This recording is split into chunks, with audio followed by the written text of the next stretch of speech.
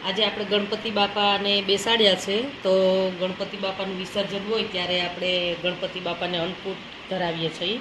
તો આજે અમે અન્નકૂટ બનાવ્યો છે, તો એના માટે મેં સવારે આમાં બનાવી દીધી છે. 8-10 આઈટમ છે, એમાં બધા પૌવાના ચેવડા છે, મઠિયા છે, ને એ બધું સવારે બનાવી દીધું છે.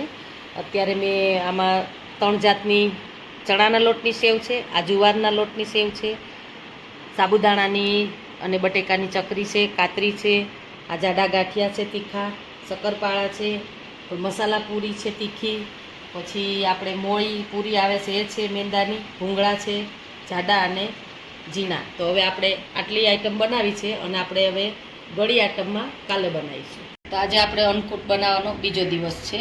આજે આપણે બને ત્યાં સુધી બધી સામગ્રી બનાવીને તૈયાર કરી દઈશું. એ મેં સુખડી બનાવી છે, પછી ચૂરમાના લાડુ છે, ગોળમાં સિંગ પાક બનાવ્યો છે, અને હવે આપણે આ મોદક છે, મોદક બેસનના મોદક છે, ગણપતિ બાપાને બહુ પ્રિય છે.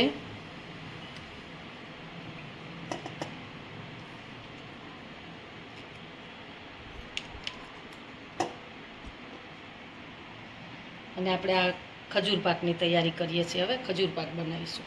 તો આપણે અન્નકૂટની બધી સામગ્રી તૈયાર થઈ ગઈ છે. ફરસાણ પણ આપણું તૈયાર થઈ ગયું છે. 3-4 જાતના મોદક છે, એ બધી મીઠાઈ છે, અને ગણપતિ બાપાને સરસ થાળ પણ ધરાવ્યો છે.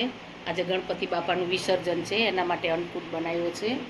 અને આજે તો બહુ શુભ દિવસ છે, કારણ કે આજે ગણેશ ચતુર્થી નહીં પણ ગણેશ બાપાનું વિસર્જન છે, રાધા અષ્ટમી છે અને ધરો આઠમ પણ છે. એટલે આજે આપણા માટે સરસ શુભ દિવસ છે.